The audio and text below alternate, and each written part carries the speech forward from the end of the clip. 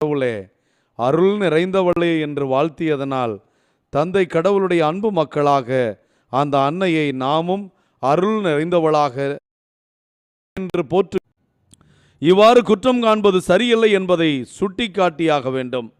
அண்மையில் ஒரு வலைப்பதிவில் கண்டது, மரியாளை வணங்கக்கூடாது, மரியாளை நாம் சிறப்பிக்கக்கூடாது என்றிருந்தார்கள்.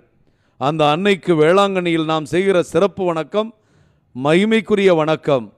இதோ அன்னையின் திருத்தேர் அழகாக பவனி வந்து அதனுடைய இருப்பிடத்திற்கு சென்று கொண்டிருக்கிறது.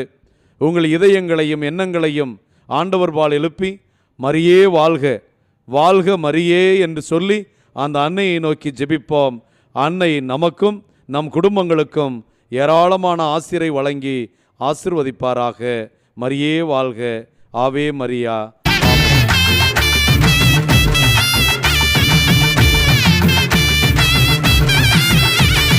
மரியே நீ வாழ்க, மரியே நீ வாழ்க, அருள் நிறைந்த மரியே நீ எந்நாளும் வாழ்க.